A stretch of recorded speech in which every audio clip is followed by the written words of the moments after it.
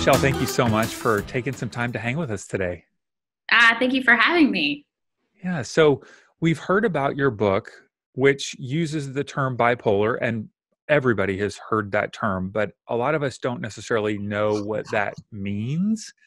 Could you describe what that disorder is? And then, how did that impact your own childhood because of your mom's condition? Sure, absolutely. So I grew up relating to bipolar as manic depression.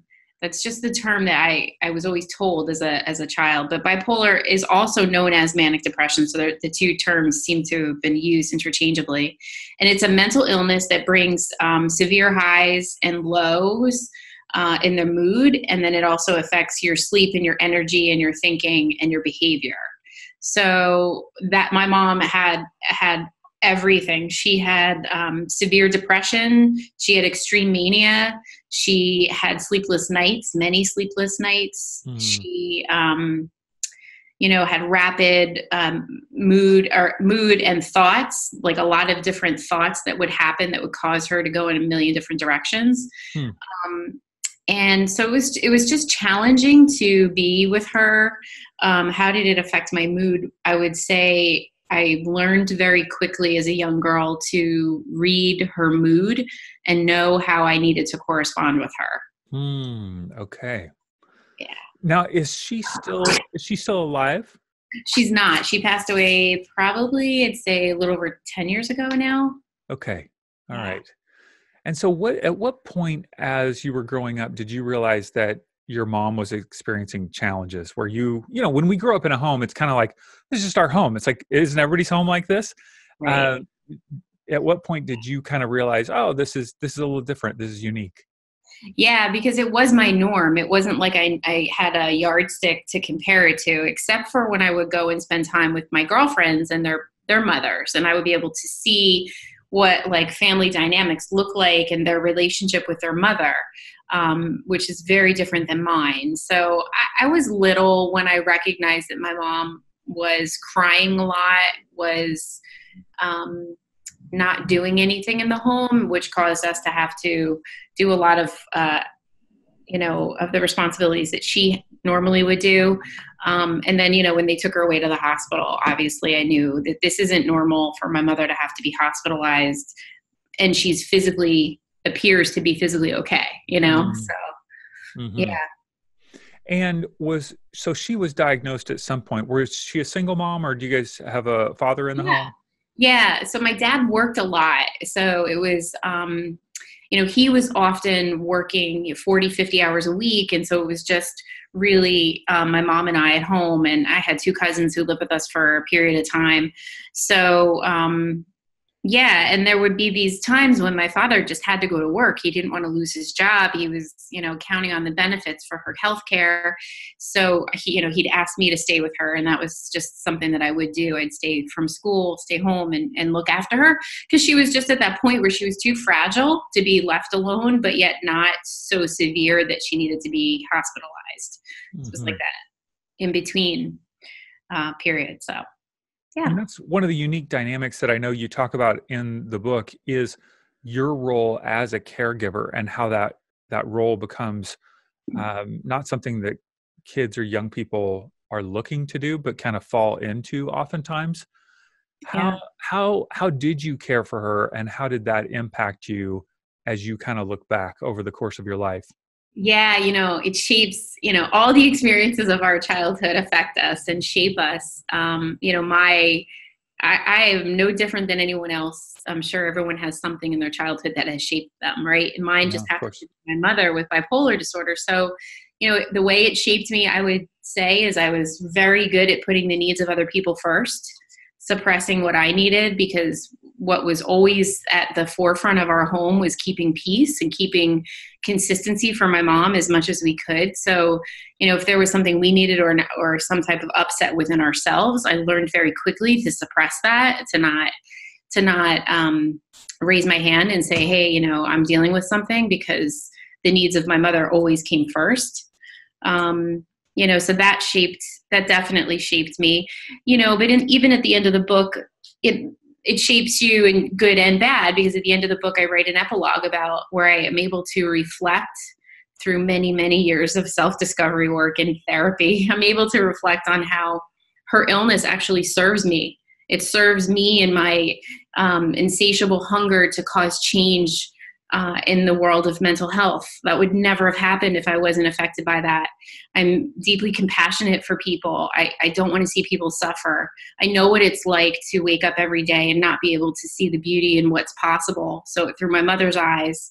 So it's taught me a lot, and it's empowered me. The experience has basically empowered me to cause real change. Hmm. Was there someone as you were growing up that you were able to talk to about this? Was it your dad, or were there other people that you could kind of confide in and process, or did you feel alone in the journey?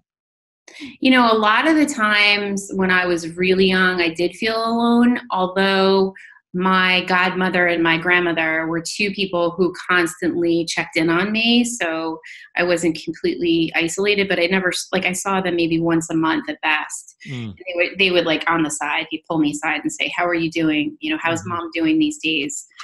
And I could share with them what I was dealing with and how she was doing. But it wasn't until I think I was in junior high when I found my youth group. And I write about this in the book. I write about my Catholic youth group because it was there that I found a judgment-free community of friends who I felt safe disclosing the secret to, because, Mm. kids can be mean, and I kept this as a secret. I didn't want anyone to know about it. Hmm. Um, and I found myself on a retreat, and I found myself talking about it, and I found the outpouring of love and support from this community, and I felt huge boulder release, because now at least people understood what I was struggling with when I went home. Hmm. So oftentimes as young people, we do want to hide those things that are, we feel awkward about or don't know how to talk about, but that carries over into just mental health in general. So much of our culture, we're becoming more and more aware of a need to become open about these things. But how do you see that impacting young people that you are talking to, that you're working with, that are not able to talk about it? You know what I mean? Like, what's the impact if somebody's not able to talk about either someone in their family who has a mental challenge, or if they're having challenges? What's the result of not talking about it? I think people tend to think that they are strong enough and they will muscle through it on their own. That isolation and that fear of judgment and that shame associated with having mental health is really, like, that's the worst thing that we can do by not encouraging our young people to talk about it. So when I get the opportunity to talk to young people, the first thing I say is, own your well-being, raise your hand and tell somebody. It doesn't have to be, someone you don't feel comfortable with, but find that teacher, that counselor, that, parent. Maybe it's your girlfriend's mother. I confided in my girlfriend's mother all the time. I felt safe with her, but keep talking and know that it's okay. And Hmm. I also encourage them to look out for each other, because they know their friends, and if they're not quite right, and they know they can raise their hand and say, "I think, my friend is struggling," and really support each other. Hmm. And really, when we're talking about mental health, there's a wide range of challenges that we can have. You're talking about pretty severe issue of bipolar, Yeah. but there's everything from obsessive compulsive disorders to obviously depression, Yeah. which is with all the challenges. I have two teenage kids. My kids are Mhm. 16 and 19, and they go through those challenges. Yeah. And so we have found that therapy is a huge help. We're big proponents of therapy in our family. Great place to talk to somebody who's a third party that's trained in this area, and also just as a safe place, outside of the home. Yes. But yeah, there's a lot of different things that people can be experiencing, not just high highs and low lows, as you said. Exactly. And Yeah. exactly. I mean, anxiety, depression, post-traumatic stress, bulimia, anorexia. There's so many, and they're all, they're all debilitating, and they all, need to be discovered and addressed so people can, reclaim their joy and enjoy their life. So Hmm. basic, right? Right, right. Over 11 years ago, I went through kind of a rock bottom experience in my own life, and I ended up choosing to check myself into a mental health facility for 3 days. Mhm. And it was extremely humbling, just absolutely humbling. But I ended up getting stabilized to a place where afterward I went and got a brain scan through the Amen Clinic, a gentleman who, Dr. Daniel Amen, wrote a book called Change Your Brain, Change Your Life. And they do an fMRI, which looks at the activity levels of your brain. And they noticed that my basal ganglia was off the chart. They do a +4 to a -4 system in terms of their +4 being overactive, -4 being super underactive. Basal ganglia, mine was like a +4, like off the chart in terms of fight or flight, in terms of that Mhm. anxiety. So I wasn't experiencing anxiety with, say, panic attacks or something of that nature. It would be more of negative information came my way, I would want to retreat or amp up really strongly. And then Yeah. with my cingulate, which is kind of the gear shifter, I guess, in your brain, I was at a +2. And so I have this insane ability to focus on things. Mm. And so they talked about in the process that I have the brain of an entrepreneur, but yet it can be really detrimental to relationships because of that, overworking and that anxiety. So Yeah. I actually got on a low level of anti-anxiety medication like 10 years ago, Mhm. and it allowed my brain to slow down, so that my wife said, "You're never going off that ever, ever, ever," because I can be present in a conversation without thinking about all the other things in the back of my mind that I have to do. So Fascinating. yeah, it's absolutely amazing. And so I tell people all the time, yes, I'm on meds. Yes, it has transformed my life. Yeah. That's not for everybody, but it's definitely helped me. And Yeah. so, That's great because I think a lot of people have a false understanding of the medications that are available. I do want to mention, it's amazing to me. The treatments that my mother had years and years ago were so different than they are now. mm, And the side effects were just so discouraging that my mother would take herself off of medications. Medication and advancements have happened over the years. And I think people just need to not be afraid and just raise their hand and say, hey, what's available now that could help me? mhm, And and there's meditation and there's other things that you could do. exercise. Not, yeah, Mhm. it's not only medication, but there are other vehicles that you can leverage. And I think more people need to be aware of that and not just think, oh, I'm going to get this horrible treatment that's going to, be negative. So I think your example is a good one. So I assume that you wrote this book because it was a healing, a cathartic experience. Yes. What are some of the other reasons, that you wrote the book? Yeah, it started off that I wanted to write the book to tell my story. I'd always wanted to tell the story. Since I was little. I think I was probably, I don't know, I don't even know. Probably like in my high school years, I said I'm going to write a book.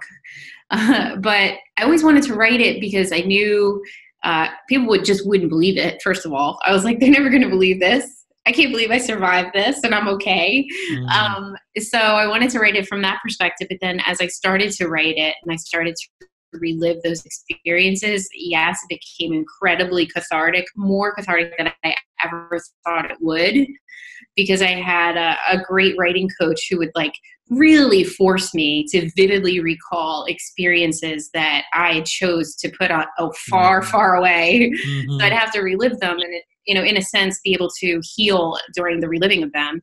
But then as I'm finishing the book, I'm getting even more and more motivated and inspired to use it as a platform to cause real change.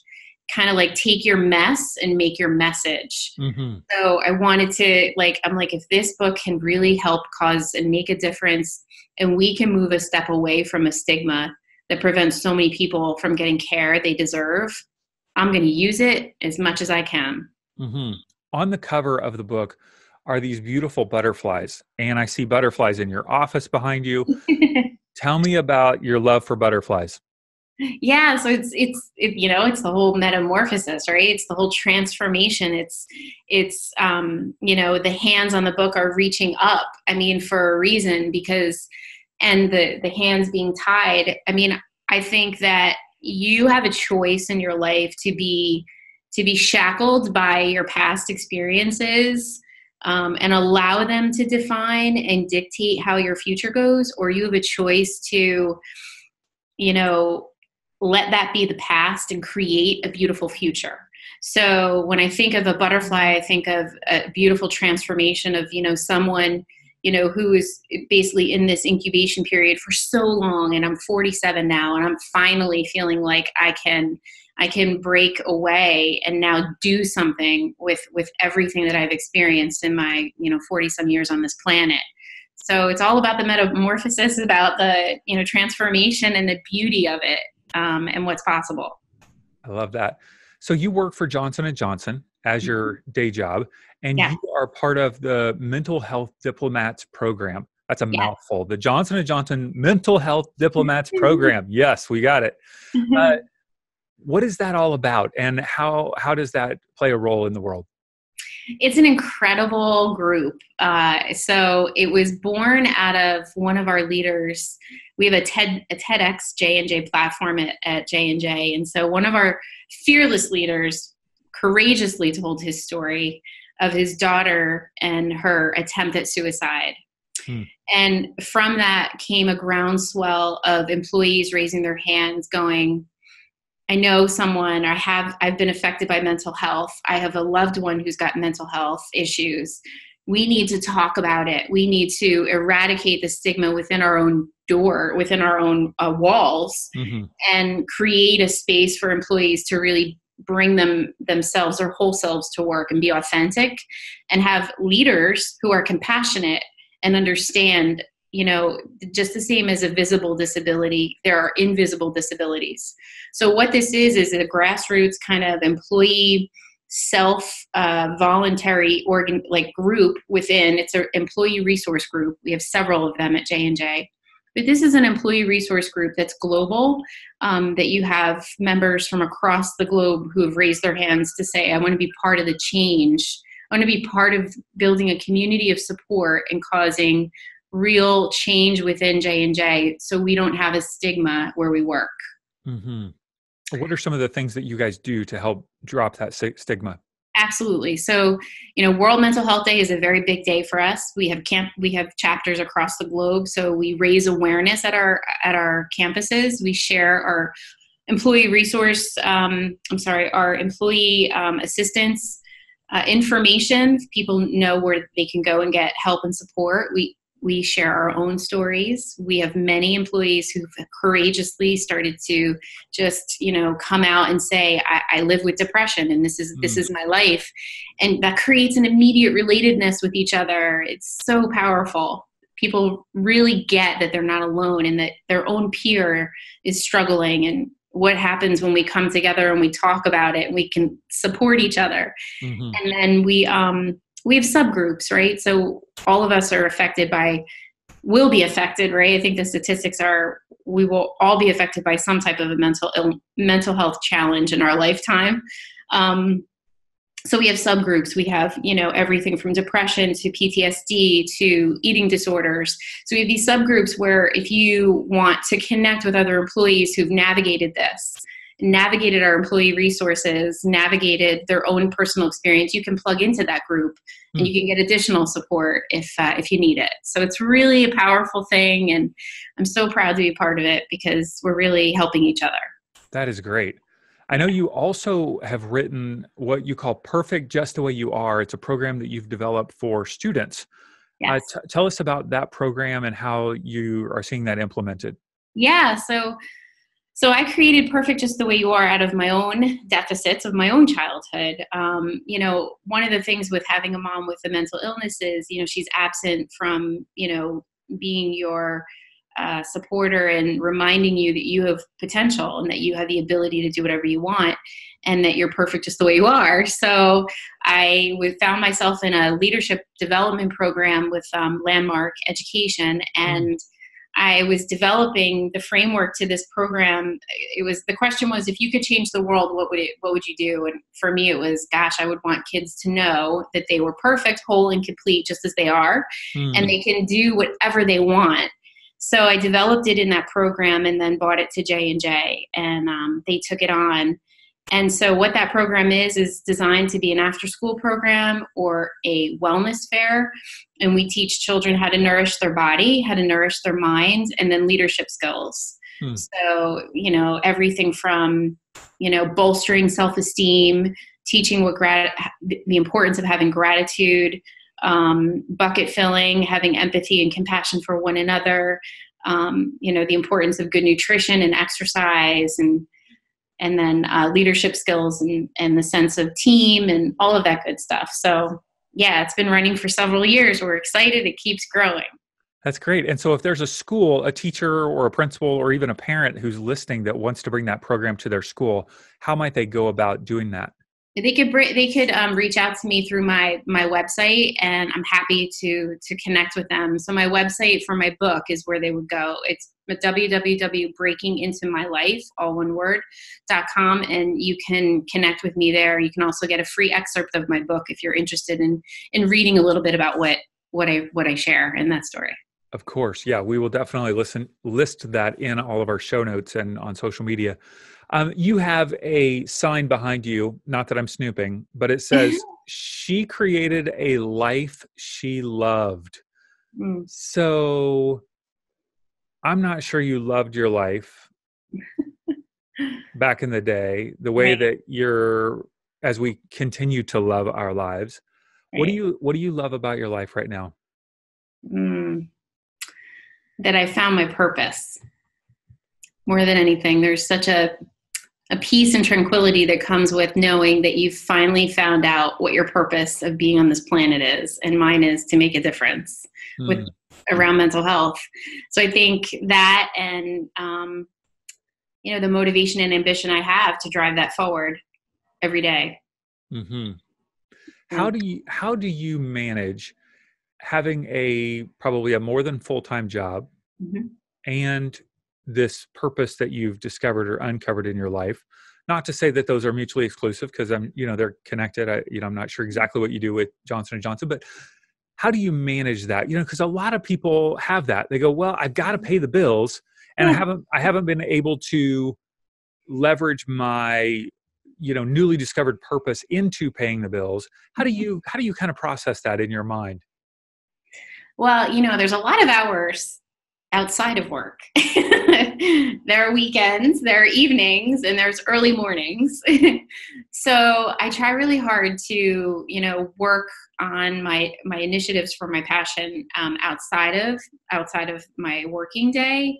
But I love my company, and I love the people I get to work with, and I love so much of the mental health conversation that's happening within my company. So there's an intimate connection there too. So it's not like I don't see these like exclusive, like totally separate. Sure.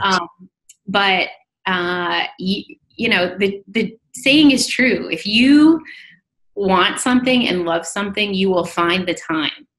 And I find the time. If it means an entire weekend of working on scheduling a podcast or whatever I'm working on, I'm building a website right now. So maybe it's that most of the time now. You make the time, you do what you have to do. So I think you get energy. Personally, I get energy from that. It's not like it's a drain. So yeah. That's great. So last question, if somebody is experiencing some challenges, whether it's their own challenges or someone else's challenges, how would you encourage them to take action today somehow?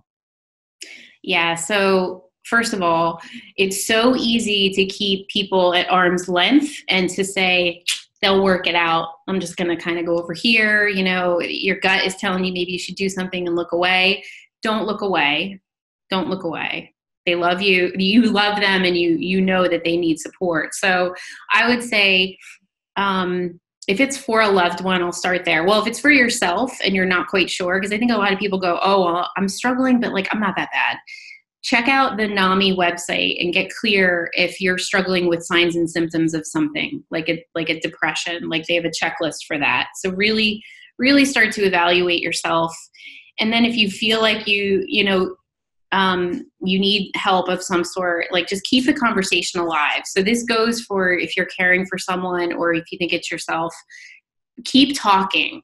So when I say keep talking, people right away go, I'm not comfortable talking to someone I love. There's a great resource I'm going to share called 18%.org. And it represents 18% of Americans struggle with a mental illness.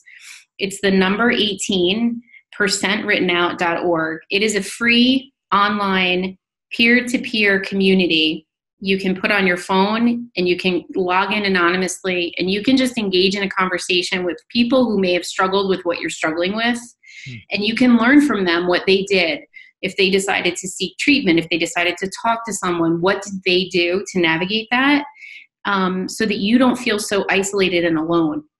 And I think that's the first step that you could do, is just start talking and start connecting, and you might get more comfortable with the idea of actually seeking treatment if you're not there yet.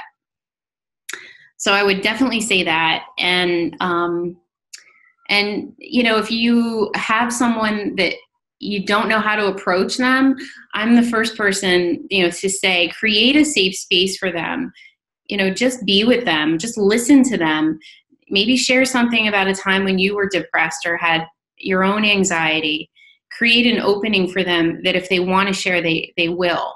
And ask. Be courageous and ask. How are you doing? As simple as, how are you doing? People need to hear that and need to know that they're cared for, and feel safe and willing, eventually to talk to you. That's great.